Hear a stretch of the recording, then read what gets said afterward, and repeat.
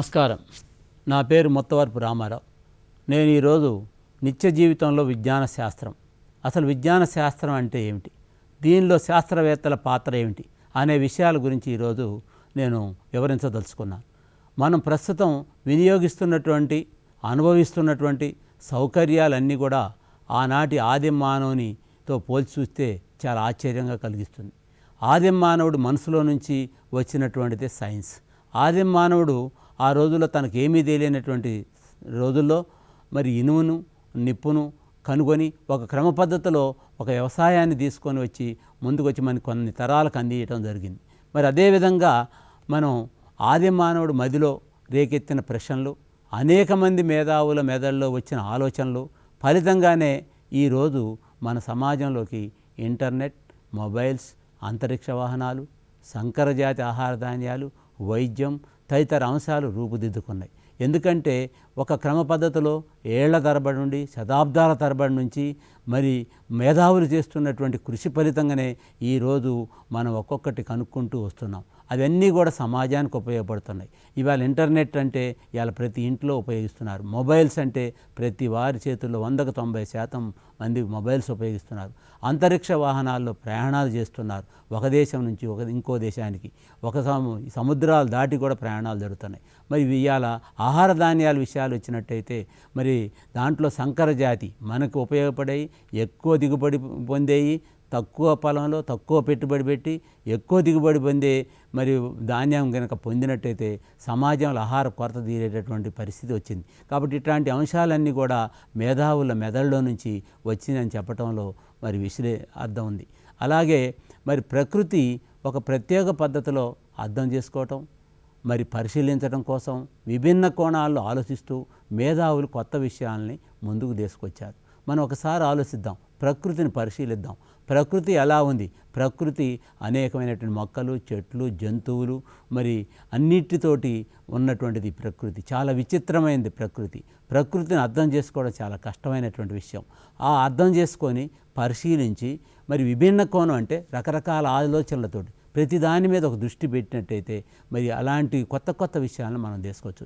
చాలామంది మేధావులు ఒక్కొక్క జంతువు గురించి పరిశీలించడం, ఒక్కొక్క మొక్క గురించి పరిశీలించడం, దాని మీద ఒక క్రమ పద్ధతిలో దాన్ని ఒక విషయాన్ని ముందుకు తీయటం జరిగింది. మరి ఇలా పోతూ చూసినట్టయితే విజ్ఞాన శాస్త్రం అంటే ఒక్కొక్క మాటలో చెప్పాలంటే ఎన్నో నిర్వచనాలు చెప్పవచ్చు విజ్ఞాన శాస్త్రానికి. విజ్ఞాన శాస్త్రం అంటే మనం ఎంపిక చేసుకున్న అంశాన్ని ఒక క్రమ పద్ధతి పాటిస్తూ ప్రయోగాల ద్వారా నిర్ధారణ చేసుకుంటూ జ్ఞానాన్ని పొందటమే విజ్ఞాన శాస్త్రం అని మనం చెప్పవచ్చు. మరి దీన్ని ఎందుకు అంటున్నాం?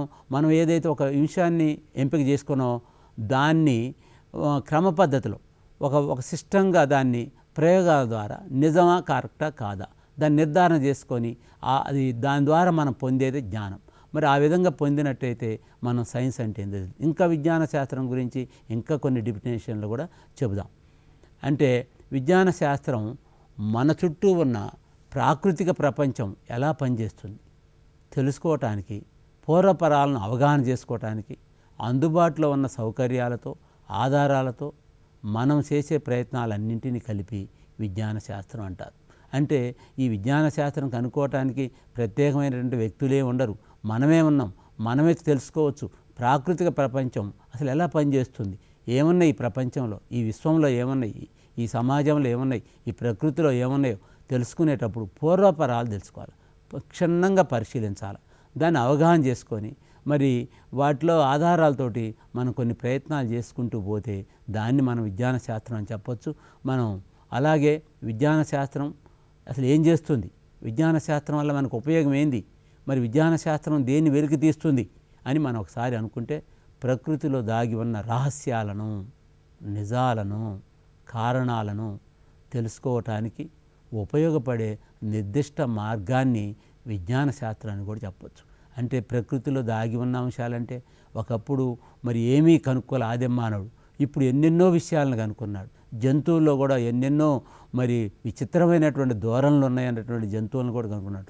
జంతువుల వల్ల సమాజానికి రేపు సైన్స్కి ఉపయోగపడేటువంటి విషయాలను కూడా కనుక్కోవడం జరిగింది. వాటి కారణాలు కూడా తెలుసుకుంటున్నాడు. సైన్స్ అనేది ఒక నిజం, అంటే ఎప్పటికైనా రహస్యాల నుంచి ఒక నిజాన్ని రాబట్టడం, ఆ నిజాన్ని తెలుసుకొని అది ఉపయోగపడే మార్గంలోకి మనం నడిపించడమే విజ్ఞాన శాస్త్రం అని చెప్పవచ్చు అన్నమాట.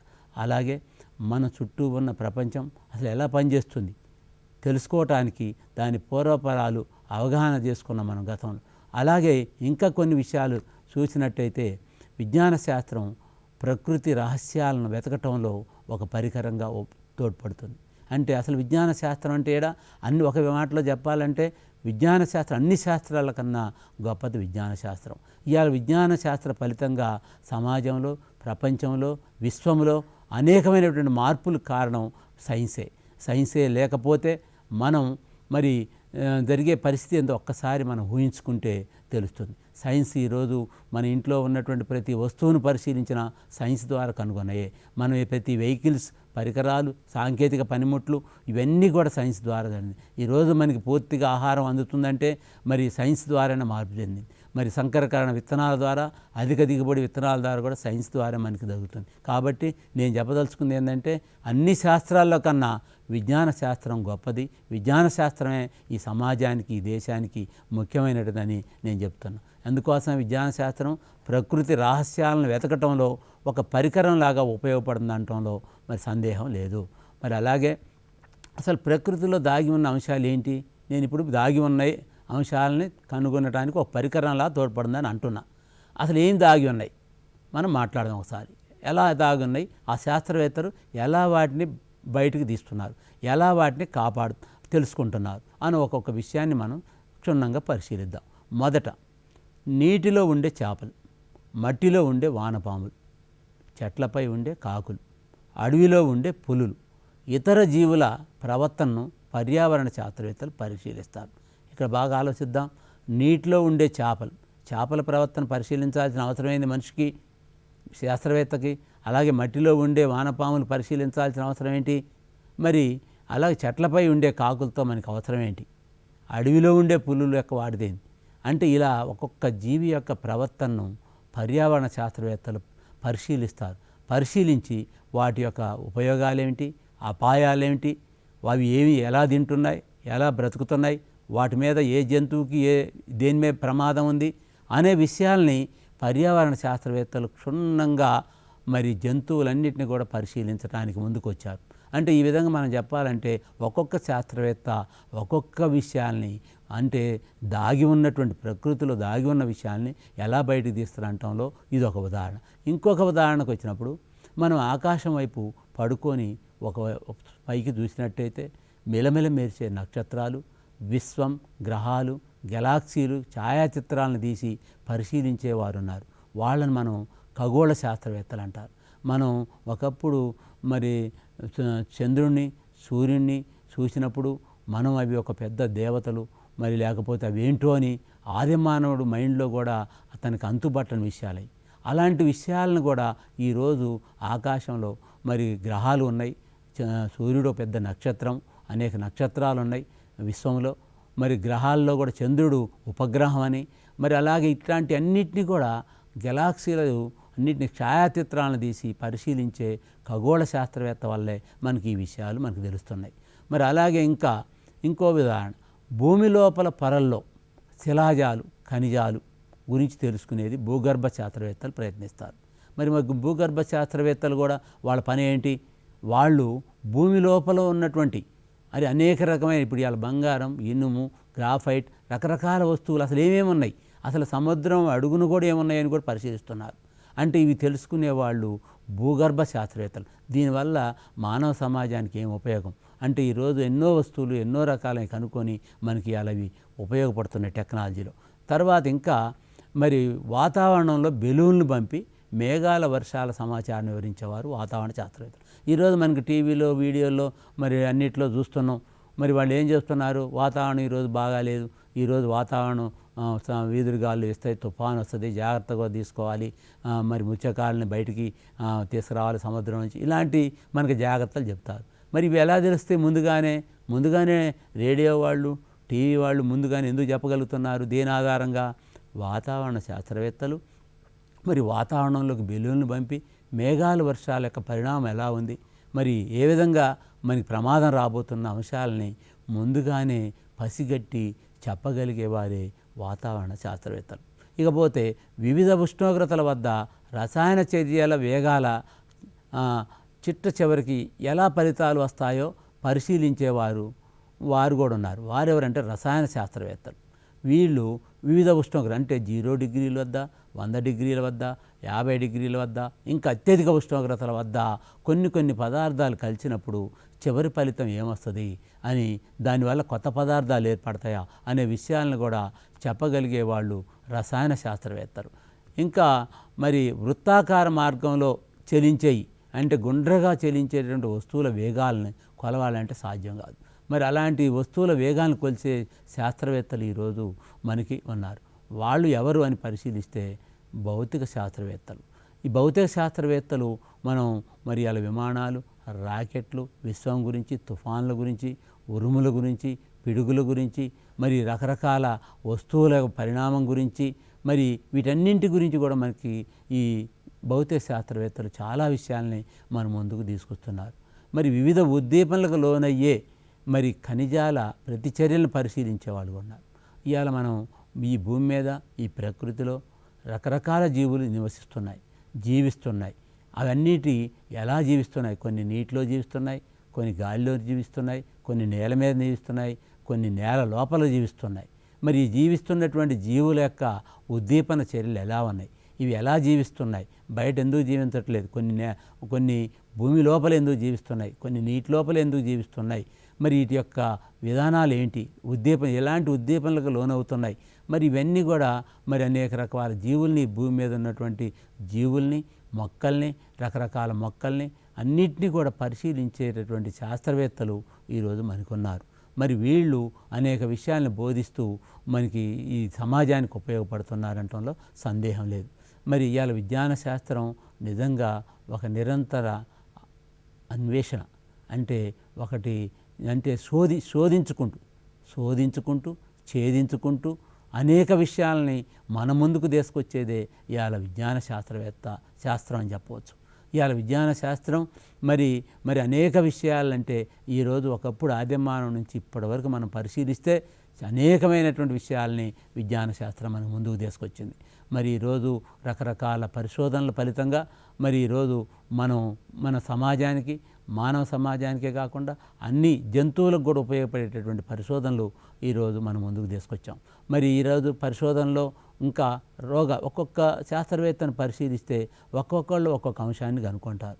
ఇప్పుడు ఒక పరిశోధకుడు ఉదాహరణకి రోగాలకు కారణాలు కనుక్కుంటాడు. అసలు మనిషికి రోగాలు ఎందుకు వస్తున్నాయి, జంతువులకి రోగాలు ఎందుకు వస్తున్నాయి, మరి ఈ రోగాలు రావడానికి కారణాలు ఏమిటి? ఈ కారణాలని ఒకసారి ఒక ఆయన ఏం చేస్తారంటే అన్వేషించి మరి ఎందుకు వస్తున్నాయి, ఏమేమి జబ్బులు వస్తున్నాయి అనేది మాత్రం అన్వేషించుకుంటూ పోతాడు అతను. అయితే మరొక పరిశోధకుడు ఆయన ఏం చేస్తారంటే ఇలాంటి జబ్బులు వచ్చినప్పుడు, ఇలాంటి రోగాలు వచ్చినప్పుడు కారణాలు వచ్చినాయి, ఫలానా దానివల్ల ఈ జబ్బు వచ్చిందన్న విషయాన్ని గతంలో ఇంకో పరిశోధకుడు కనుక్కుంటే ఈయనేం చేస్తారంటే ఇంకో పరిశోధకుడు వాటికి నివారించే మందులు కనుక్కుంటాడు. అంటే ఈ మందులు అయితే మందులు కనుగొన్నాడో ఆ కారణాలను బట్టి ఆ మందులు వాడినప్పుడు పూర్తిగా వాటిని తొలగించే అవకాశం ఉంది. మరి ఈ విధంగా ఒకరు రోగాల కారణాలు కనుక్కుంటే ఒకరు ఆ రోగానికి నివారించే మందులు కనుక్కుంటున్నారు. మరి ఇంకొకరు ఏం చేస్తున్నారంటే వైద్యం చేసేందుకు ఉపయోగించే యంత్రాలను కనుగొనడం. అంటే చూడండి ఇక్కడ మనకి ఎట్ట కనిపిస్తుందో, అందరూ కూడా ఒక్క మనిషే అన్ని విషయాలు కనుగోలేరు. ఒక్క శాస్త్రవేత్తే ఈ ప్రపంచం గురించి పూర్తిగా అవగాహన చేసుకోలేడు, అన్ని విషయాలు కనుక్కోలేడు. అంటే ఒక శాస్త్రవేత్త ఒక విషయాన్ని కనుక్కుంటే ఇంకో శాస్త్రవేత్త దాన్ని ముందుకు తీసుకుపోతాడు. దానిలో ఉన్న లోపాలను సరిచేసుకుంటూ ముందుకు తీసుకుపోవటమే శాస్త్రవేత్తల యొక్క లక్ష్యం అని మనం చెప్పవచ్చు. అంటే ఇక్కడ ఇంకో శాస్త్రవేత్త వైద్య పరికరాలు కనుక్కుంటాడు. ఇంకొక ఒక ఆయన రోగాలకి కారణాలు కనుక్కుంటే, మరి అలాగే రోగాలకు నివారించే మందులు కనుక్కుంటే మరొకరు, ఇంకొకరు మరి పరికరాలను కనుక్కుంటాడు. ఏమిటికి? వైద్యం చేసేందుకు. ఇప్పుడు సపోజ్ వైద్యం చేసే పరికరాలు అంటే మన స్టెథోస్కోప్ ఉంది, థర్మామీటర్ ఉంది, మరి అవే కనుక ఆపరేషన్ చేసేటటువంటి పరికరాలు ఉన్నాయి, మనకి మరి స్కానింగ్ తీసే పరికరాలు, రకరకాల పరికరాలు. ఇవన్నీ డాక్టర్లు కనుగొనేం కాదు. డాక్టర్ ఏమైనా అది ఏం జబ్బు ఉంది ఏంది గుర్తించేవాడే. కానీ ఇతని జబ్బు పక్కాగా క్లారిటీ ఇచ్చేటటువంటి మాత్రం యంత్రాల ద్వారా టెస్టులు అంటారు. ఇవాళ మనం హాస్పిటల్లో పోగానే ఫస్ట్ టెస్టులు చేస్తున్నారు. అంతే డాక్టర్ ఏం చేస్తాడు, ఎమ్మటే మనకు టెస్ట్ రాస్తాడు. రాయగానే మనం టెస్టులకు వెళ్తాం. టెస్టులు వచ్చిన తర్వాత దాంట్లో ఎంత బీపీ ఉంది, ఎంత షుగర్ ఉంది, ఎంత జ్వరం ఉంది, ఇలాంటివన్నీ కూడా తెలుసుకున్నాకనే మరి తగినటువంటి మందులు ఇవ్వటం జరుగుతుంది.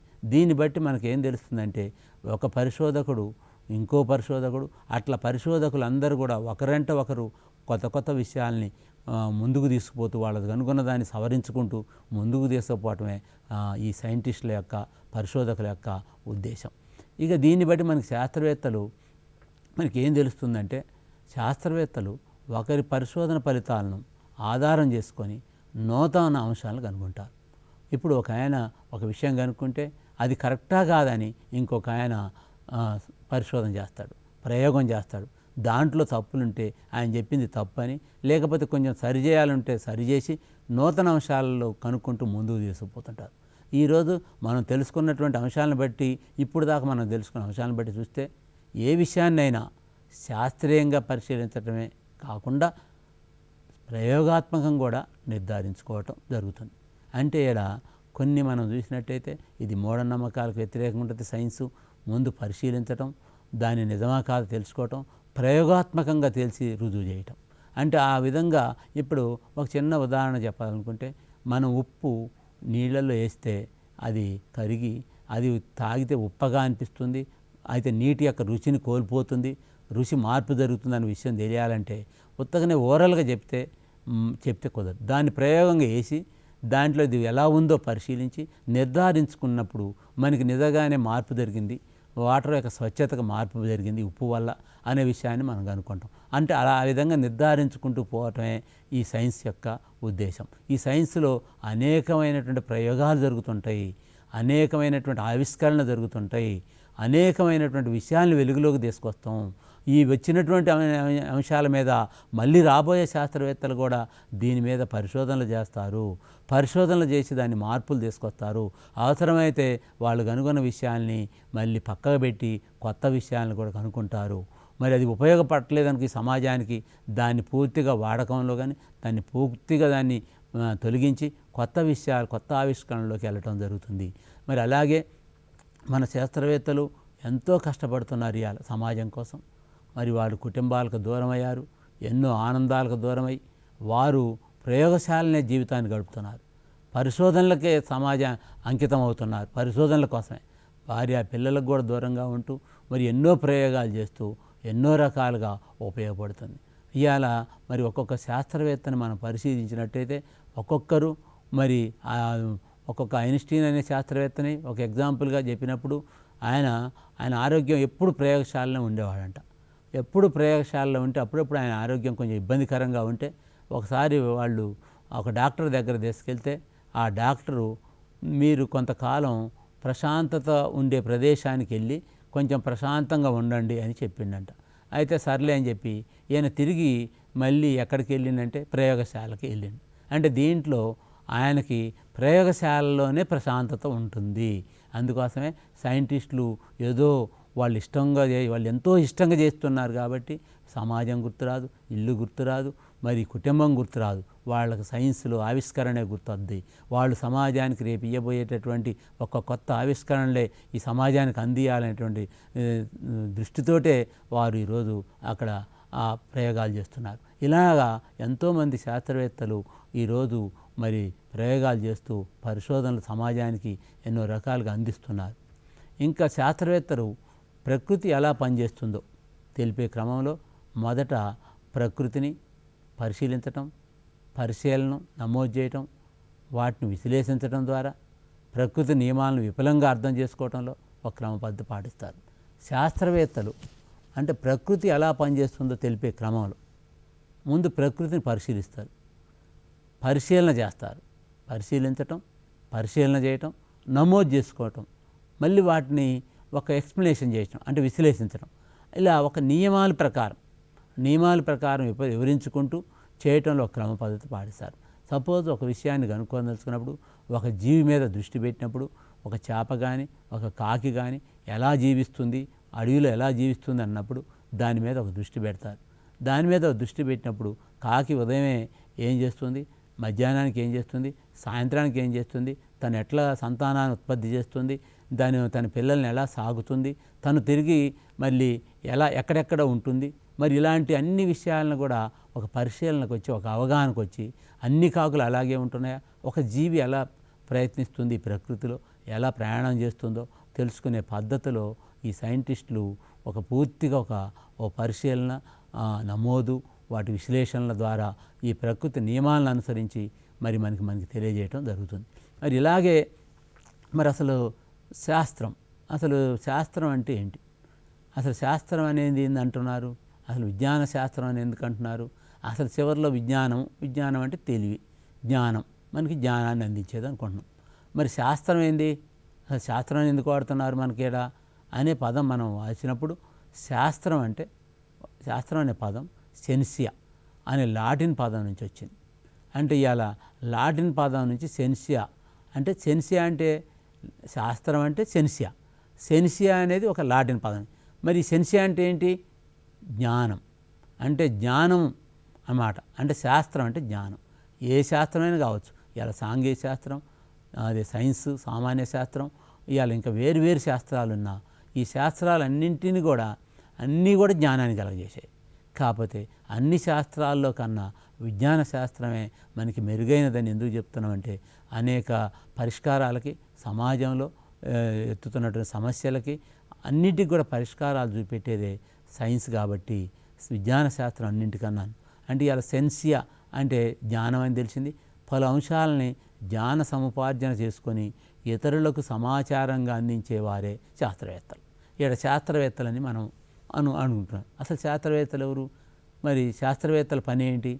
శాస్త్రవేత్తలు ఈరోజు ఒక గొప్ప శాస్త్రవేత్తల గురించి మనం చెప్పుకుంటున్నాం. ఇవాళ మనం ఎంత ఆనందంగా, ఎంత సౌఖ్యంగా, ఎంత బాగా జీవిస్తున్నాం అని అంటే సైన్స్ గురించి ఏమీ తెలియకపోయినా సైన్స్ ద్వారా వచ్చే ఫలితాలని మనందరం అనుభవిస్తున్నాం. ఈరోజు మన చేతిలో సెల్ ఫోన్ పెట్టుకొని ప్రపంచం మొత్తాన్ని కూడా వీక్షిస్తున్నాం. ఎన్నో విషయాలను కూడా తెలుసుకుంటున్నాం. మనకు కావాల్సిన విషయం, మనం కోరుకున్న విషయం, మనకు నచ్చిన విషయాన్ని ఈరోజు మనం చూడగలుగుతున్నాం. అదంతా కూడా ఎలా సాధ్యమైంది? ఇవన్నీ కూడా ఎన్నో రకాలైనటువంటి శాస్త్రవేత్తలు ఎంతోమంది కలిసి దాంట్లో ఉన్నటువంటి రకరకాల పరికరాలని వివిధ రకాలుగా కనుక్కొని, మరి అవి మనకి తరంగాల రూపంలో మన అరచేతిలోకి చేరేటటువంటి స్వభావాన్ని కలగజేసినటువంటి శాస్త్రవేత్తలే దీనికి కారకులు. మరి వీళ్ళ గురించి మనం మరి ఇన్ని అవసరాలను మనం సమకూరుస్తున్నారు. ఒకప్పుడు మనం సైన్స్లో ఇంటి దగ్గర మన వాళ్ళు అరకలు దున్ని, అరకతోటి ఫస్టు మామూలు కట్టెలతోటి, మరి తర్వాత ఇనుము కనుక్కున్న తర్వాత నాగలతోటి తయారు చేసుకొని పొలాలు దున్నేవారు. మరి ఇప్పుడు ఎలా మారింది సమాజం, ఇప్పుడు ఎలా ఉంది వ్యవస్థలో? ఈనాటి సమాజంలో ఇవాళ ఊళ్ళల్లో, గ్రామాల్లో మరి అరకలనేవి లేవు, ఎద్దులనేవి వాడకం తగ్గిపోయింది. మళ్ళీ అదే కాకుండా ఈరోజు మొత్తం ట్రాక్టర్లు వచ్చినాయి, చిన్న ట్రాక్టర్లు వచ్చినాయి, తర్వాత పెద్ద ట్రాక్టర్లు వచ్చినాయి. ఈరోజు మొత్తం వ్యవసాయం అంతా కూడా పరికరాల ద్వారానే జరుగుతుంది. వరి కోసేవాళ్ళు ఎదవరికి మన ఊళ్ళలో ఇప్పుడు వరి కోసే యంత్రాలు వచ్చినాయి, అలాగే నాట్లేసే యంత్రాలు వచ్చినాయి, అలాగే పిండి నూర్పే యంత్రాలు. ఇలా ప్రతి చోట సైన్స్ ద్వారా అనేకమైన మార్పు జరిగింది. మనం ఒకప్పుడు ఏదన్నా రుబ్బుకోవాలన్నా, ఏదైనా చేయాలంటే మనం రోట్లో దంచుకునేవాళ్ళం, రోట్లో రుబ్బుకునేవాళ్ళం. ఈరోజు గ్రైండర్స్ అని, రకరకాల వెయిట్ గ్రైండర్స్ అని, రకరకాల మార్పులు. ఈ మార్పులన్నింటి కారణం సైన్సే, శాస్త్రవేత్తలే అనేక అంశాలని ఆవిష్కృతం చేసి ఈరోజు మనకి ఉపయోగపడేటట్టుగా చేశారు. మరి ఈ విధంగా చూస్తూ పోతే ఇంకా చాలా అంశాలను కూడా మనం తీసుకురావచ్చు. మరి పాత భావనలు పరిశీలించి అవసరమైతే కొత్త భావనలు కనుక్కుంటూ శాస్త్రాన్ని ముందుకు తీసుకుపోయేవారే సైంటిస్టులు. ఇంకా సైంటిస్టుల గురించి చెప్పాలంటే పాత భావన అంటే పాత పరికరాలని, పాత వస్తువులను ఒకప్పుడు ఆదిమ మానవుడు కనుక్కున్నాయి, ఆ తర్వాత శతాబ్ద కాలంలో మరి ఎన్నో విషయాలు కనుక్కున్నటువంటి వారు వాళ్ళన్నింటినీ కూడా పరిశీలించి వాటిని అవసరమైతే పక్కకు పెట్టి కొత్తవి అంటే ఈజీగా, తొందరగా, సమయం కూడా ఎక్కువగా లేకుండా, దాన్ని బట్టి మనకి తొందరగా పని అయ్యేటట్టుగా, మరి బాగా ఉపయోగం కూడా తొందరగా ఉండేటట్టుగా, మరి ఇట్లాంటి కొత్త భావనలు కనుక్కుంటూ శాస్త్రాన్ని ముందుకు తీసుకుపోయేవారే సైంటిస్టులు. మరి ఇవాళ మన పాత భావనలు పక్కకు పెట్టమంటే ఎన్నో ఉన్నాయి, మన పక్కకు పెట్టినాయి ఎన్నో ఉన్నాయి. ఆదిమ మానవుడు కనుక్కున్నాయి. ఒకప్పుడు మనకు పండించే ధాన్యం ఎకరాకు 8 బస్తాలు పండితే అది పెద్ద రైతు కింద లెక్క. అదేవిధంగా ఇప్పుడు తర్వాత 20 బస్తాలు పండితే, తర్వాత 40 బస్తాలు పండితే, ఇవాళ కొన్ని దేశాల్లో 100 బస్తా పండేటటువంటి ధాన్యాలు, వరి ధాన్యాలు కూడా ఉన్నాయి. కారణం ఏంటంటే అక్కడ శాస్త్రవేత్తలు అనేకమైనటువంటి పోకళ్ళతో ముందున్నారు. మరి అలాగే మనం అన్ని దేశాలు పరిశీలించినట్టయితే శాస్త్ర రంగాల్లో మన దేశం కొంత మేరకు ఉన్నాయి. ఇంకా కొన్ని దేశాలు చాలా వెనకబడి ఉన్నాయి. కొన్ని దేశాలు మనకన్నా కొన్ని ఏళ్ల ముందుగా ఉన్నాయి. అంటే కారణం ఏంటంటే అక్కడ శాస్త్రవేత్తలు అనేకమైన విషయాలు, అనేకమైన సౌకర్యాలు పొందటానికి అనుకూలమైనటువంటి పరికరాలు కనుక్కొని సమాజానికి ఉపయోగపడుతున్నారు. మళ్ళీ ఈ విధంగా మనం చూసుకుంటూ పోయినట్టయితే మనం చాలా విషయాల్ని ఒక్కొక్కసారి పరిశీలించుకున్నట్టయితే సైన్సు ఒక్కొక్క విషయం అది సమాజానికి ఉపయోగపడేటట్టుదే చేస్తుందన్నమాట. ఇవాళ సైన్స్లో కూడా చాలా రకాలైనటువంటి మరి మనకు ముందుకు వచ్చేసినాయి. వ్యవసాయంలో కూడా ఒకప్పుడు 1 ఎకరం పొలం ఉంటే ఎకరంలో ఒక 20 బస్తాలు అట్లా పండితే ఇవాళ రైతు ఒక సైంటిస్ట్ ఏం చేస్తుందంటే ఒక ఆలోచన వస్తుంది. ఏం ఆలోచన వస్తుంది? ఒక విత్తనం తయారు చేయాలనుకుంటాడు. ఒక విత్తనం 6 నెలల్లో 50 బస్తాలు పండే విత్తనం ఉంటే ఇంకొక విత్తనం 3 నెలల్లో 25 బస్తాలు పండే విత్తనం ఒకటి ఉంది. మరి ఈ రెండిట్లో ఏది నచ్చింది మనకని పరిశీలించినప్పుడు రెండింటిలో దాంట్లో ఒక అంశం నచ్చింది, దీంట్లో ఒక అంశం నచ్చింది. 6 నెలల్లో 50 బస్తాలు పండే విత్తనంలో మనకి ఒకటి నచ్చింది. ఏంటంటే 50 బస్తాలు నచ్చింది కానీ 6 నెలలు నచ్చల. అంటే ఎందుకు నచ్చలేదు? అది కాలం ఎక్కువగా ఉంది. దీని విషయంలో ఇంకో విత్తనం విషయంలో 3 నెలలు నచ్చింది కానీ 25 బస్తాలు మనకు నచ్చల. ఎందుకు నచ్చలేదు అంటే ఈ నెల్లు ఎందుకు నచ్చిందంటే తక్కువ కాలం తక్కువ పండుతుంది, అది ఎక్కువ కాలం ఎక్కువ పండుతుంది. కానీ దీని నుంచి మన శాస్త్రవేత్తలు, వ్యవసాయ శాస్త్రవేత్తలు ఏం చేస్తున్నారంటే ఇవాళ తక్కువ కాలంలో ఎక్కువ బండే విత్తనాన్ని తయారు చేయటం, దాన్నే సంకర జాతి విత్తనాలుగా తయారు చేస్తున్నారు. ఇలాగనే మనం ఒకప్పుడు ఆకుకూరల్లో కానీ, కాయల్లో కానీ, టమాటాల్లో కానీ ఒకప్పుడు చిన్నవి ఉండేవి కాయలు. ఇప్పుడు సంకరకరణం ద్వారా పెద్ద పెద్ద కాయల్ని, రేగ్గాయలకి చిన్నవి ఉండేవి.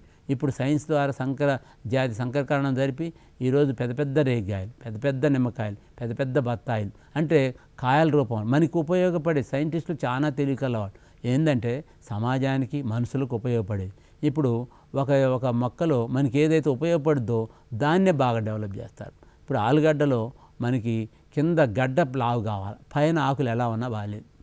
అలాగే ఆకుకూరలు ఆకు వెడల్పుగా ఉండాలి, కింద ఎలా ఉన్నా బాగాలేదు. మరి అలాగే ఒక కాయలో విత్తనాలు తక్కువగా ఉండాలి, కాయ లావుగా ఉండాలి, విత్తనాలు ఎక్కువగా ఉండి మరి కాయ మామూలుగా ఉండాలి.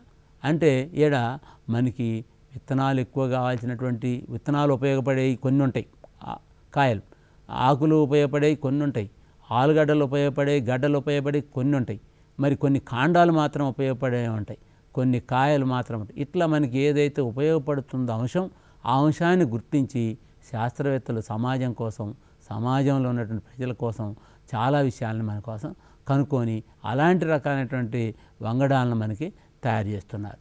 మళ్ళీ ఇంకా శాస్త్రవేత్తల పరిశోధనలు ఇంకా చూసుకున్నట్టయితే, నూతన విషయాలను ఇంకా పరిశోధన చూసినట్టయితే, ఇంకా ఇప్పుడు చూసినటువంటి సమాజం ఇంకా ఒక 20 ఏళ్ల తర్వాత ఎలా ఉంటుంది, ఈ విజ్ఞాన శాస్త్రం ఎటువైపు పరుగులు తీస్తుంది, ఇవాళ ఒక ఆదిమ మానవుడు ఇప్పుడు జరిగినటువంటి మార్పులు తను చూడాలనుకుంటే చూసినట్టయితే మరి శతాబ్దాల కింద జరిగిన మార్పులు మరి ఎలా జరిగాయి, మరి ఈ మార్పులన్నీ కూడా శాస్త్రవేత్తలు చేస్తున్నటువంటి కృషి ఫలితమే. ఇవాళ న్యూటన్ మహాశయుడు న్యూటన్ ఏం చెప్పాడు? విజ్ఞాన శాస్త్రం అనేది ఒక సముద్రంతో పోల్చాడు. అంటే విజ్ఞాన శాస్త్రం ఒక సముద్రం, దాన్ని మనం ఈదటం కూడా జరగలేదు. నేను కేవలం మీరేం కనుక్కున్నారు, సముద్రం అంటున్నారు, సముద్రంలోకి ఎంత దూరం పోయారు అని అంటే నేను సముద్రంలోకి వెళ్ళల, సముద్రం ఒడ్డున ఉన్నటువంటి గవ్వలు, రాళ్ళు, పాల్కురాళ్ళు ఇలాంటివి మాత్రం ఏరుకోవడం జరిగింది. నేను ఇంకా విజ్ఞానం అనేటువంటి సముద్రంలోకి నేను అడుగు పెట్టలేదు అంటే తీదల. ఒకవేళ మరి నాకే కనుక ఒక 1000 సంవత్సరాల వయసు ఉంటే నేను సముద్రాన్ని కొద్ది దూరమైన ఈదగలుగుతా అని చెప్పాడు. అంటే చూడండి, ఒక ఎంత కసి ఉందో ఒక శాస్త్రవేత్తకి. నేను ఇంకా 1000 సంవత్సరాలైన బతికుంటే నాలో ఉన్న మేధస్సును ఉపయోగించుకొని నేను సైన్స్ని ఇంకా ఎక్కువగా కనుక్కోవడానికి ముందుకు వస్తా అని ఆయన చెప్పాడు. మరి ఇలా శాస్త్రవేత్తలు అనేకమైనటువంటి విషయాలు కనుగొన్నారు. చాలామంది ఇప్పుడు మనం అనుకుంటాం కొన్ని విషయాల్ని గతంలో జరిగిన విషయాలే, కానీ అది ఎవరు కనుక్కోవాలి, ఇప్పుడు కనుక్కుంటున్నారు. గతంలో ఒక రాయి పైకి ఇసిరెత్తే అది కిందకు పడుతుంది. ఈ విషయం అందరికీ తెలుసు. కానీ ఎవరు కనుక్కున్నారు? మొట్టమొదట న్యూటన్ కనుగొన్నాడు. న్యూటన్ కనుగొని ఆయన ఏం చేశాడు?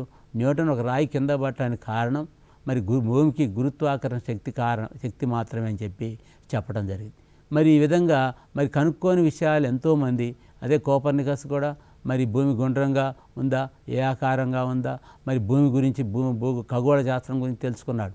మరి ఈ విషయాలు కూడా అంతకుముందు జరుగుతున్నాయి, అంతకుముందున్న విషయాలే, కానీ ఎవరు కనుక్కోలేదు. అంటే ఎప్పుడు అయిన విషయాలు మనం ఇంకా కనుగొని చాలా ఉన్నాయి. ఇంకా ఏ జీవిలో ఏ శక్తి సామర్థ్యాలు ఉన్నాయో ఇంకా తెలుసుకోవాల్సిన చాలా ఉంది. ఇంకా రాబోయే తరాలు కూడా తెలుసుకోవాల్సిన చాలా ఉంది. మనం ఇంకొక 100 సంవత్సరాల తర్వాత ఈ వ్యవస్థ, ఈ సైన్స్ ఎలా ఉంటుందని పరిశీలిస్తే కొంచెం ఆశ్చర్యం కలగవచ్చు. గత 20 ఏళ్లలో ఎలా ఉంది, గత 100 సంవత్సరాల్లో ఎలా ఉందో పరిశీలించినట్టు ఇప్పుడు చూసినట్టయితే అట్నే ఇంకో 20 ఏళ్ళలో కూడా అంతకంతగా సైన్స్ డెవలప్ అయ్యిద్దని మనం ఆలోచించాలి. ఇంకా 100 సంవత్సరాలు, ఇంకో శతాబ్ద సంవత్సరాలు అయితే ఇంకా ఆశ్చర్యం గొలిపేటటువంటి మార్పులు వస్తాయని కూడా ఆలోచించాలి. ఇక మనం విజ్ఞాన శాస్త్రంలో మరి ఇవాళ మందుల విషయాన్ని చూసినట్టయితే, రోగాల విషయాన్ని పరిశీలించినట్టయితే మరి అన్ని రోగాలకు మందు ఉంది. ఒకప్పుడు ఏమన్నా కలరా వ్యాధి వచ్చినా, కే జబ్బు వచ్చినా కూడా వాటిని తాత్కాలికంగా నయం చేయటం జరుగుతుంది. వందల మంది చనిపోయేవాళ్ళు ఆ జబ్బుల వల్ల. మరి ఈరోజు వాటన్నిటికి కూడా వచ్చినాయి. క్యాన్సర్ అంటే ఒకప్పుడు భయపడేవాళ్ళు, ఈరోజు క్యాన్సర్ గురించి భయపడే పనే లేదు. దానికి ఎన్నో మందులు కనుక్కున్నారు. దాని నుంచి కూడా నివారణోపాయాలను కనుక్కోవటం జరిగింది. మరి ఇవాళ ఉపయోగించే పరికరాలు, యంత్రాలు ఇవన్నీ కూడా కొత్త పరికరాలు కనుక్కొని మనకి సైన్స్కి దోహదం జరుగుతుంది. రకరకాల శాస్త్రవేత్తలు ఈరోజు మనకి కొత్త విషయాలను కనుక్కొని మనకి ముందుకు తీసుకుపోవడం జరుగుతుంది. ఇవాళ వృత్తాకార మార్గంలో చేయించే వస్తువులు భౌతిక శాస్త్రవేత్తలైనా, మరి ఖగోళ శాస్త్రవేత్తలైనా, జీవశాస్త్రవేత్తలైనా వీళ్ళందరూ కూడా మనకి సమాజానికి చాలా విషయాలని అందిస్తున్నారు. మరి ఇక్కడ వాతావరణం గురించి కూడా ఇందా మనం చెప్పుకున్నాం. మరి వాతావరణంలో కూడా అనేక మార్పులు జరుగుతాయి. ఈ మార్పుల్లో కూడా మనం పాత్ర ఎంతో ఉంది. మనం దీన్ని బట్టి, వాతావరణ శాస్త్రవేత్తలను బట్టి మనం ముందుకు పోగలుగుతున్నాం. ఇప్పుడు విజ్ఞాన శాస్త్రంలో ఇంకొక అంశం పరిశీలిద్దాం. అసలు విజ్ఞాన శాస్త్రం మార్పు, విజ్ఞాన శాస్త్రం ఏ విధంగా మార్పు చెందుతుంది రోజుకి, ఆదిమ సమాజం నుంచి ఈనాటి వరకు రాబోయే తరాల్లో కూడా మనం ఆలోచించినట్టయితే అసలు ఎలా మార్పు జరిగిద్దో ఒకసారి మనం పరిశీలనకు వద్దాం. సైన్స్ ద్వారా ఏర్పడ్డ జ్ఞానం నిరంతరం మార్పు చెందుతుంది. నిరంతరం అది ఒక్కడ నిలబడటం అనేది జరగదు. దానిలోకి ఒక కొత్త అంశం వచ్చినప్పుడు మళ్ళీ మారుతూనే ఉంటుంది. ఈరోజు ప్రకృతిని అవగాహన చేసుకునే క్రమంలో జరిగే మార్పులను తెలుసుకోవాలంటే ప్రస్తుతం మనకున్న ఆలోచనలు సరైనవో కావో తెలుసుకునేందుకు తరచు మనం ప్రశ్నించుకోవాలి. ఇప్పుడు ఉన్నటువంటి మనం చేస్తున్నటువంటి ఇప్పుడు వ్యవసాయ పద్ధతిలో మనం ఒక పని చేస్తున్నాం. ఆ పద్ధతి ఈరోజు మనకి బాగానే ఉంది, కానీ అది నిరంతరం కొన్ని సంవత్సరాల పాటు అదే పద్ధతిని మనం కొనసాగించలేము. దానిలో కూడా మనం మార్పులు తీసుకురావాలి. ఆ జరిగే మార్పునే మనం ఇక్కడ విజ్ఞాన శాస్త్రం మార్పు అని అంటాం. ప్రస్తుతం మన ఆలోచనలు సరైనవో కావో తెలుసుకోవాలంటే మనం ప్రశ్నించుకుంటేనే మనకి కొత్త విషయం తెలుస్తుంది. దీన్ని ఎందుకు మార్చాలా సైన్స్ని అని అంటే దీనిలో అనేకమైన ప్రశ్నలు వేసుకోవాలి. మనం ప్రస్తుతం మనకున్న ఆలోచనలకి, గతంలో ఉన్న ఆలోచనలకి కరెక్ట్ అవునో కాదో తరచు ప్రశ్నించుకుంటూ పోతే మనకి కొత్త విషయాలను మనకి బోధపడే అవకాశం ఉన్నది. అదేవిధంగా పరిశోధనలు చేస్తున్న కొద్దిగా సిద్ధాంతాలు వస్తాయి. ఎన్ని పరిశోధనలు చేస్తే అన్ని సిద్ధాంతాలు వస్తాయి.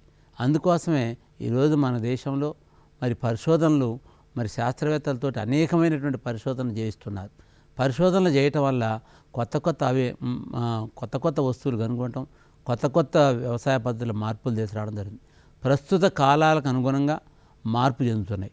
ఇవాళ ఒకప్పుడు ఉన్న కాలం ఇప్పుడు లేదు. ఒకప్పుడు కొద్ది మాత్రం వ్యవసాయం చేసేవాడు, ఇప్పుడు మొత్తం భూమి ఎక్కువ భాగం వ్యవసాయంలోకి తీసుకొచ్చాం. మరి వ్యవసాయ భాగంలో తీసుకొచ్చినప్పుడు జనాభా సంఖ్య పెరిగింది, జనాభా విపరీతంగా పెరిగింది. ఒకప్పుడు చాలా తక్కువ మంది ఉన్నారు, ఇప్పుడు కోట్ల మంది పెరిగారు. మరి వీళ్ళందరికీ మరి అన్నీ అందియాలంటే, ఆహారం అందియాలన్నా, బట్టలు అందియాలన్నా, మరి ప్రతి వస్తువు పడుకోవటానికి సౌకర్యాలు అందియాలన్నా, అన్నిటినీ అందియాలంటే సైన్సే దానికి మనుగోలం. అంటే సైన్స్ని మార్చాలి. సైన్స్ను మన అవసరాలను బట్టి సైన్స్ మార్చుకుంటూ పోవాలి. పాత ఆలోచనలు ప్రశ్నించినప్పుడు మరి ఎట్ట మారిద్ది? మన చేతిలో ఉందా? మనం ఎందుకు మార్చాలా? మరి మార్చకుండా ముందుకు పోలేమా అని అంటే, మనం ఇప్పుడు అవసరాన్ని దృష్టిలో పెట్టుకొని పాత ఆలోచనలు ప్రశ్నించుకుంటూ పాత వాటి వల్ల ఉపయోగం తక్కువగా ఉందని భావించినప్పుడు కొత్త నిదర్శనలు కనుగొనేటట్టుగా మనం చేయాలి. చేసినట్టయితే అప్పుడు మనం సైన్స్ మార్పు చేసే అవకాశం ఉందన్నమాట. ఇక ఆది మానవుని ఆలోచనల ద్వారా వచ్చిన ఎన్నో అంశాలు తర్వాత సమాజం ప్రశ్నించుకోవటం వల్లనే ఇవాళ విజ్ఞాన శాస్త్రం మార్పు జరిగింది. అంటే ఇక్కడ మనకు ఒక విషయం అర్థం చేసుకోవాలి. ఆది మానవుడి దగ్గర ఆ రోజుల్లో ఆయన కనుక్కున్నటువంటి వాటితోటే మనం ఆగామా? ఆగలేదు. ఆయన కనుక్కున్నటువంటి విషయాల వరకే ఉన్నామా? ఉండలేదు. మనం ఆయన ఎన్నో ఇబ్బందులు పడ్డాడు. ఆయనకు సరైన నివాసం లేదు. ఎక్కడో మరి గోళ్లలో ఉండేవాడు, గుహల్లో ఉండేవాడు. మరి ఇలాంటి తర్వాత ఇల్లు నిర్మించుకోవడం వల్ల పెట్టాడు. తర్వాత ఎన్నో మార్పులు జరిగినాయి ఇప్పుడు మార్పులతో పోల్చినట్టయితే. మరి ఆ ఆలోచనలో నుంచి, తరతరాల ఆలోచనలో నుంచి ఎన్నో అంశాలని ఈ సమాజం ప్రశ్నించుకుంటే దానిలో ఉన్నటువంటి ఇబ్బందుల్ని అది తొలగించుకొని మన విజ్ఞాన శాస్త్రం నిరంతరం మార్పు చెందుకుంటూ పోతుంది. విజ్ఞాన శాస్త్రం అనేది ఒకప్పుడు ఒక్క దాని మీదనే ఉండదు. నిరంతరం దాని స్థానంలో కొత్త శాస్త్రం వచ్చేది, దాని స్థానంలో కొత్త మార్పు జరుగుతుంటుంది. ఈ మార్పు జరగకుండా పోయినట్టయితే మన విజ్ఞాన శాస్త్రం అభివృద్ధి చెందట్లేదని అర్థం. మార్పు చేయాల్సింది ఎప్పటికైనా. అలాగే మరి ఈ మార్పుల గురించి మాట్లాడినప్పుడు పెద్ద పెద్ద శాస్త్రవేత్తలు తలా రకంగా మాట్లాడారు వాళ్ళ మాటల్లో. ఒక ఆయన అంటాడు, కార్ల్ పాపర్ సైన్స్ గురించి తన మాటలు ఏం చెప్తాడంటే, సరిదిద్దబడ్డ తప్పుల చరిత్రనే సైన్స్ అంటారంట. అంటే ఆయన ఏమంటారు, సరిదిద్దబడ్డ తప్పుల చరిత్రనే సైన్స్ అంటారు. అంటే సైన్స్ ఎప్పుడు కూడా సరిదిద్దుతూనే ఉండాలి. అంటే పాతది తప్పుగా భావించవచ్చు, ఒకప్పుడు అది రైటే. కానీ రాబోయే కాలంలో రాబోయే మన ప్రశ్నల పరంపరలో మనం వేసుకునేటువంటి ప్రశ్నల వల్ల దాంట్లో కొన్ని తప్పులు కనిపిస్తాయి. ఆ తప్పుల్ని సరిదిద్దటమే సైన్స్ అని చెప్పి కార్ల్ పాపర్ అనే ఆయన మనకు చెప్పాడు. మరి అలాగే ఇంకా చాలామంది దీని గురించి చెప్తూనే ఉన్నారు. సైన్స్ గురించి, సైన్స్ ఎందుకు మార్చాలా అనే విషయంలో చాలామంది చెప్తున్నారు. దాంట్లో ఐన్స్టీన్ మాటల్లో ఆయన ఏమని చెప్పిందంటే, నేను ప్రతి సంవత్సరం గత సంవత్సరం రాసిన దాన్ని మారుస్తుంటానని చెప్పాడు. అంటే గత సంవత్సరం కనుక్కున్న విషయాల్లో నుంచి కూడా మార్పు చేస్తానని అర్థం. ఐన్స్టీన్ అనే మహాశయుడు మరి ఆయనకు ప్రపంచాన్ని అందించినటువంటి విజ్ఞానం చాలా గొప్పది. మరి ఆయన గురించి చాలామంది తెలుసు. ఆయన చెప్పిన మాటలు చూసినట్టయితే ప్రతి సంవత్సరం మార్చాల్సిన అవసరం ఉన్నది సైన్సు. కాబట్టి మారపోతే మనం వెనకటి విషయాన్ని పట్టుకొని మనం నిలబడితే మనం ముందుకు సైన్స్గా వెనకబడిపోతాం. అంటే అభివృద్ధి చెందని దేశాల్లో కూడా మనం చేరే అవకాశం ఉంది. మనం అభివృద్ధి చెందటం అంటే మార్పు జరగటమే. సమాజంలో మార్పు జరగటం, దేశంలో మార్పు జరగటం సైన్స్ ద్వారానే సాధ్యమైంది అనేది మనం ఇక్కడ గుర్తించాల్సిన అవసరం ఉంది. అలాగే ఆదిమ సమాజం నుండి ఇప్పటి వరకు సైన్స్ వ్యవస్థలో జరిగిన మార్పులకి ఒక ఉదాహరణ చూద్దాం. ఆదిమ సమాజంలో ఎలా ఉన్నారు, రవాణా వ్యవస్థలో చూద్దాం. రవాణా వ్యవస్థలో ఏం జరిగింది? ఆదిమ మానవుడు అంటే, ఆదిమ మానవుడు ఒకప్పుడు కాలినడకన, ఆయన ఎక్కడ నివసించేవాడో తెలియదు, కాలినడకన ఎంత దూరమైన ప్రయాణించేవాడు, ఎంత ఏ నీటి కోసమైనా ఆహారం కోసమైనా తన గుంపుతోటి ఎంత దూరమైన ప్రయాణించేవాడు. కాలినడకన చాలా ఏళ్ళు నడిచాడు మానవుడు. ఆ తర్వాత తనకు నచ్చినటువంటి జంతువుల్ని, తన విశ్వాసం ఉన్న జంతువుల్ని, గుర్రం, గాడిద ఇటువంటి వాటిని మచ్చిక చేసుకొని గుర్రాల మీద, గాడిదల మీద ప్రయాణించడం జరిగింది. ఆ తర్వాత ఎద్దుల బండి తయారు చేసుకున్నాడు. ఎద్దుల్ని, సాధు జంతువుల్ని వాటిని చేసుకొని ఒక బండి లాంటిది తయారు చేసి, అది సైంటిఫిక్ నాలెడ్జి. బండి తయారు చేయడం అనేది మామూలు విషయం కాదు. బండి నుంచి వాటికి వచ్చినటువంటి చక్రాల నుంచే ఈరోజు కారు చక్రాలు ఏర్పడ్డాయి. వాటి నుంచి ఏర్పడినటువంటి ఇరుసు అవన్నీ కూడా ఇవాళ కారుకు కూడా అదేవిధంగా అదే పద్ధతిలో ఇంకొక వెహికల్ తయారైంది. మరి ఈ విధంగా కాలినడక, గుర్రం, ఎద్దుల బండి, తర్వాత సైకిల్ కనుగొన్నారు, తర్వాత బస్సు, తర్వాత రైలు, తర్వాత విమానం, తర్వాత రాకెట్. ఈరోజు ఎక్కడికి పోయింది ఆది మానవుడి నుంచి అంటే కాలినడక నుంచి రాకెట్ వరకు మనం మార్పు చెందాం. ఒక రవాణా వ్యవస్థలో చూసినట్టయితే, మరి ఇలా ప్రతి వ్యవస్థలో చూసినట్టయితే మరి అనేకమైనటువంటి మార్పులు మనం చూస్తున్నాం. అంటే సైన్స్ అనేది అన్ని అంశాల్లో నిరంతరం మార్పు జరుగుతూనే ఉంటుంది అనేది మనం ఈడ గుర్తుపెట్టుకోవాలి. అలాగే ఇప్పుడు సైన్స్ ద్వారా జరిగిన మార్పులు శతాబ్దాల అనంతరం ఏ మార్పులు గురవుతాయోనని ఆలోచిస్తుంటాం.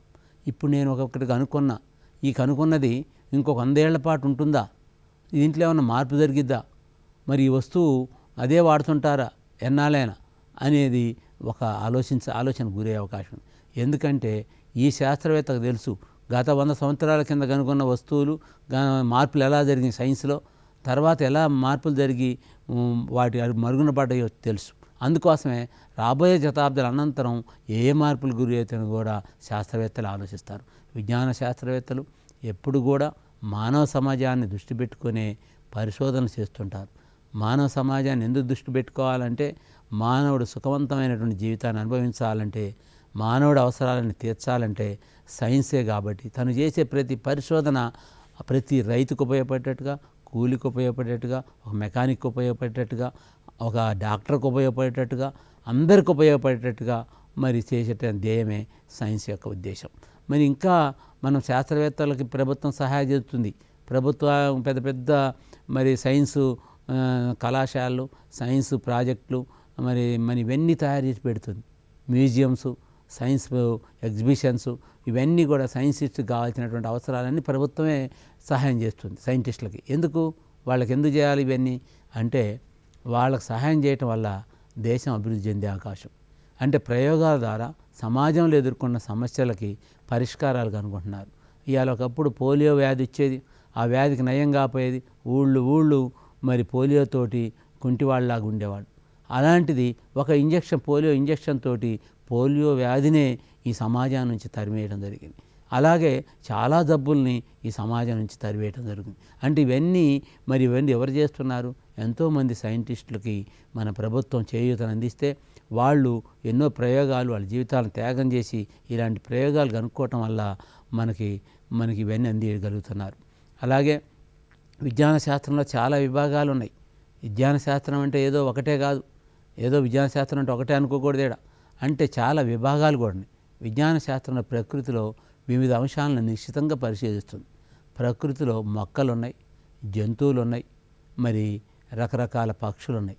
వీటన్నిటినీ కూడా నిశ్చితంగా పరిశీలించి వీటిని విభాగాలుగా కూడా విడదీసింది. అధ్యయనం చేస్తారు శాస్త్రవేత్తలు. ఏం చేస్తారు? వీటన్నిటి గురించి అధ్యయనం చేసి వీటిని వాటి భాగాలుగా కూడా చేశారు, విభాగాలుగా చేశారు. ఇప్పుడు ఒకటి చూద్దాం. ఖగోళ శాస్త్రం. ఖగోళ శాస్త్రం అంటే ఏంది? సూర్యుడు, చంద్రుడు, నక్షత్రాలు, గ్రహాలు మొదలైన వాటి గురించి తెలియజేస్తుంది. అంటే దాన్ని మనం ఖగోళ శాస్త్రవేత్త అంటారు, శాస్త్రం అంటారు. ఇంకోటి సిస్మాలజీ, అంటే ఈడ భూకంపాల గురించి. భూకంపాలు ఎప్పుడు వస్తాయో, ఎక్కడ వస్తాయో, దానికి ఎలా మార్పులు జరుగుతాయో ప్రకృతిలో, దీనికి కూడా ఒక శాస్త్రం ఉంది. వీళ్ళు ముందుగానే పసిగట్టి శాస్త్రవేత్తలు పలానా ఏరియాలో భూకంపాలు వచ్చే అవకాశం ఉంది, పలాని ప్రమాదాలు జరిగే అవకాశం ఉందని ముందుగానే తెలియజేస్తారు. మరి ఈ విధంగా తెలియజేయడం వల్ల వాటిని ఒక భాగాలుగా చేశారు. అట్నే సూక్ష్మజీవ శాస్త్రం. మన కంటికి కనిపించని బ్యాక్టీరియాలు, వైరస్లు మన కంటికి కనిపించవు. అదొక ప్రపంచం. ఆ ప్రపంచాన్ని చూడాలంటే ఒక మైక్రోస్కోప్ ద్వారా మాత్రం చూడగలుగుతున్నాం. మన కంటికి కనిపించినటువంటి జీవులు అనేకమైన జబ్బులు కలగజేసే ఉన్నాయి, లాభాలు కలగజేసే ఉన్నాయి. మరి వీటి వల్ల ఏంది, వీటి ప్రవర్తన ఏంటి, వీటి వల్ల మనకు వచ్చే బారిన పడితే ప్రమాదాలు ఏంటి, వీటిని ఎట్లా నివారించుకోవాలి అంటే సూక్ష్మ జీవశాస్త్రం గురించి చదువుకోవాలి. చదువుకున్నట్టయితే మనకి అప్పుడు సూక్ష్మ జీవశాస్త్రం గురించి తెలిసే అవకాశం. కాబట్టి ఇన్ని విభాగాలుగా జీవశాస్త్రాన్ని అంటే ఖగోళ శాస్త్రం, సిస్మాలజీ, ఇది సూక్ష్మ జీవశాస్త్రంగా ఇట్లా విభాగాలుగా విభజించుకుంటూ పోవడం జరిగింది. రోజువారీ జీవితంలో సైన్సు సమాజంలో ఎదుర్కొన్న అనేక సమస్యలకి పరిష్కారాలు చూపుతుంది, సమకూర్చుతుంది. రోజువారీ మానవుని జీవితంలో కానీ, ఇటు పశువులకు కానీ, జంతువులకు కానీ, మొక్కలకు, అట్లనే అన్ని రకాల జంతువులకు కూడా వాటిని ఎలా జీవించాలి, ఈ సమాజంలో పుట్టిన ప్రతి జీవి బతికే హక్కుంది. ప్రతి ప్రాణి, ఇలా మొక్కలకు కానీ, జంతువులకు కానీ, అందరికి కూడా ఈ భూమి మీద బతికే హక్కుంది. వాటన్నిటికి కూడా అవకాశం కల్పించవలసినటువంటి బాధ్యత మానవుడే. ఎందుకంటే మానవుడు అన్ని జీవుల్లో కన్నా తెలివిగలవాడు, అన్ని జీవుల్లో కన్నా మేధావి.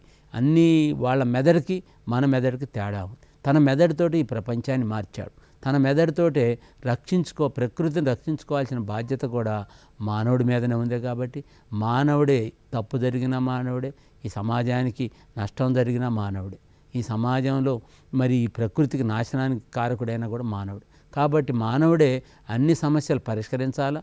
ఏ ప్రమాదాలు తన వల్ల వచ్చినా కూడా, ఏ ప్రకృతి పరంగా వచ్చినా కూడా పరిష్కారాలు చేయాల్సిన బాధ్యత కూడా మానవుడికి. సమాజం కోసం తమ జీవితాలను త్యాగం చేయడానికి, నూతన విద్యాన్ని అభివృద్ధి చేయడానికి, ప్రజల జీవన విధానాన్ని మెరుగుపరచాలనే తపన శాస్త్రవేత్తలో ఉంటుంది. అంటే సమాజం కోసం తమ జీవితాలు త్యాగం చేయడం అంటే ఇక వాళ్ళు చాలా దూరం ఉంటారు. ఇందా చెప్పినట్టుగా కుటుంబాలకి ఇటు ఆనందాలకి దూరంగా ఉండే పరిస్థితి. నూతన విజ్ఞానానికి కూడా అభివృద్ధి చేయటం, ప్రజల జీవన విధానం మెరుగుపరచాలి. ఎన్ని రకాల ప్రజలు కేవలం మంచిగా ఏసీ రూమ్లో కూర్చొని ఎక్కడో హాయిగా లగ్జరీ బతికే వాళ్ళ గురించే కాదు సైన్స్ ఆలోచించేది, రైతుల గురించి ఆలోచించాలా, ఒక వృత్తులు పనిచేసే వారి గురించి ఆలోచించాలా, మరి అన్ని రకాల మెకానికల్ గురించి, అన్ని రకాల పనిముట్లు తయారు చేసే వాటి గురించి, మరి ఈజీగా సమాజంలో మనం ముందుకు పోవటానికి, ఈజీగా పనులు చేసుకోవటం కోసం అన్ని యంత్రాలను తయారు చేసే విధానం ఈరోజు ఉన్నట్టయితే అది శాస్త్రవేత్తలకు ఆ తపన ఉంది. ఈరోజు ఆ తపనతోటే ఈరోజు ఈ సమాజం ఇలా అభివృద్ధి చెందుతుంది. అలాగే శాస్త్రవేత్తలు సమాజానికి అందించే విషయాల్ని మనం పరిశీలిస్తే చాలా విషయాలు అందిస్తున్నారు ఈ సమాజానికి. అంటే అన్ని తెలియజెప్తున్నారు, దీంట్లో ఈ విషయం వల్ల దీనికి ఉపయోగం ఉందని. ఇప్పుడు జన్యు శాస్త్రవేత్తలు ఒక తరం నుండి మరో తరానికి కొన్ని లక్షణాలు సంక్రమిస్తాయని చెప్పారు. జన్యు శాస్త్రవేత్తలు అంటే ఒక తరంలో ఉన్నట్టు మనందరికీ తెలుసు. మొన్న పోలినటువంటి ఒక పిల్లలు తండ్రిని పోలినటువంటి లక్షణాలు కొడుకు వస్తున్నాయి, తల్లిని పోలిన లక్షణాలు కొడుక్కి కూతురికి వస్తున్నాయి. అట్నే తండ్రిని పోలిన కొడుకు కూతురికి, అట్లా తమ సంతానానికి జన్యుపరమైనటువంటి లక్షణాలు అందిస్తారు. అందియటానికి కారణాలు ఏంటి, మరి ఎందుకు అందిస్తున్నారు అంటే ఇది ఒక జన్యుపరమైనటువంటి విధానం ఈ ప్రతి జీవిలో జరుగుతుందనే విషయాన్ని గ్రహించారు. ఇట్లా ఒక మనుషుల్లోనే కాదు, ఒక జంతువుల్లోనే కాదు, ఒక మొక్కల్లోనే కాదు, అన్ని రకాల ప్రాణుల్లో ఈ జన్యు శాస్త్రం ఒక తరం నుంచి ఇంకో తరానికి తమ లక్షణాలు సంక్రమిస్తాయన్న విషయాన్ని జన్యు శాస్త్రవేత్తలు కనుగొన్నారు. ఇవాళ జీవశాస్త్రవేత్తలు కూడా వాళ్ళు ఏం చేస్తున్నారు, వ్యాధులు వ్యాప్తి చెందే మార్గాలు కూడా తెలుసుకుంటున్నారు. వ్యాధులు ఎలా వ్యాప్తి చెందుతుంది. ఇప్పుడు ఆయనకు ఒక జబ్బులు వచ్చినాయి, జబ్బులు రాగానే ఈయనకు ఎలా వచ్చింది, దేని ద్వారా వచ్చింది, నీటి ద్వారా వచ్చిందా, గాలి ద్వారా వచ్చిందా, మరి ఇంకా వేరే ఏమైనా అపరిశుభ్రత వల్ల వచ్చిందా, మరి ఇంకేమైనా తినేటటువంటి ఆహార పదార్థాలు వచ్చిందా, మరి దేని ద్వారా వచ్చింది, అంటువ్యాధుల అనే విషయాలను కూడా మరి కనుక్కునేటటువంటి శక్తి సమాజానికి అందించేవాళ్ళు జీవశాస్త్రవేత్తలు. ఇంకా భూగోళ వాతావరణ శాస్త్రవేత్తలు కూడా ఉన్నారు. మరి వీళ్ళు ఏం చేస్తున్నారో మీకు ఇందా చెప్పాను. మరి భూకంపాలు వచ్చేటట్టు, అగ్నిపర్వతాలు విస్ఫోటనం జరిగేటట్టు పరిశీలించి శతాబ్దాలుగా మానవాళి ఎదుర్కొన్న సమస్యలకు పరిష్కారాలు కనుక్కుంటున్నారు.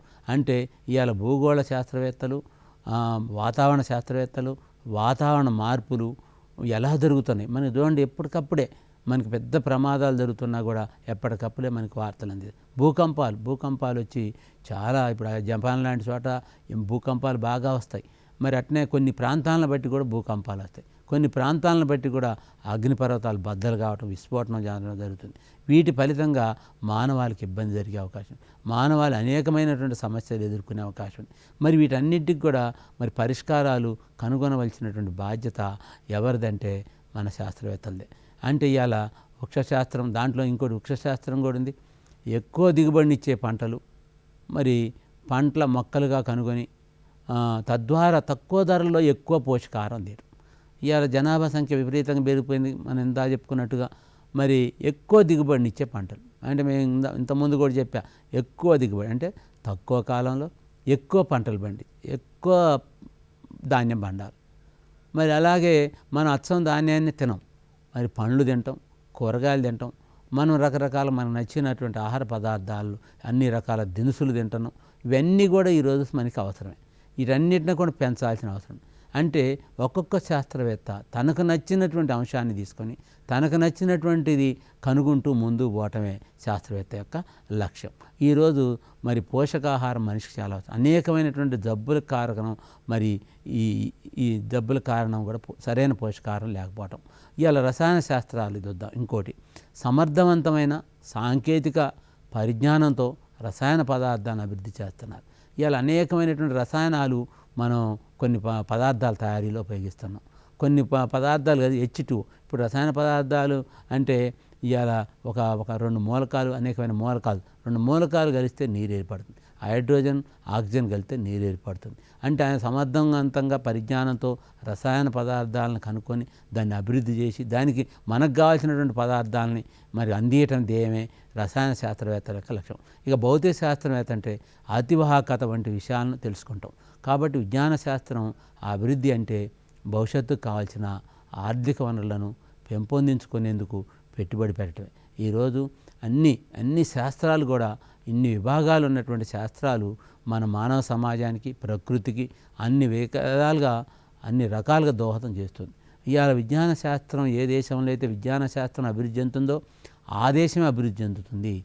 ఏ దేశం అయితే విజ్ఞాన శాస్త్రానికి ఇంపార్టెన్స్ లేదో విజ్ఞాన శాస్త్రానికి ప్రోత్సాహం లేదో ఆ దేశం వెనకబడిపోతుంది.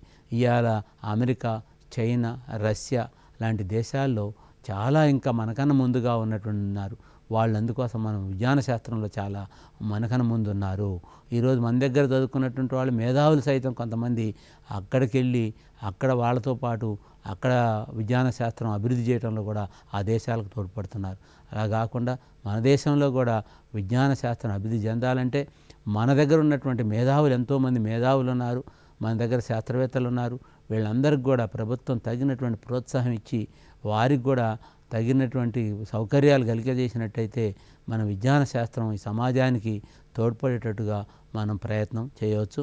మరి ఇదే విధంగా దీంట్లో మనం చూసినట్టయితే వీటిలో ప్రశ్నలు జవాబులు చూసినట్టయితే మనం అసలు విజ్ఞాన శాస్త్రం అంటే ఏమిటి అని అడుగుతారు. దాన్ని మనం నాలుగైదు తీరులుగా చెప్పవచ్చు. మరి అదేవిధంగా విజ్ఞాన శాస్త్రం మార్పులు ఏ విధంగా జరుగుతుందని మనం ప్రశ్నించుకోవచ్చు.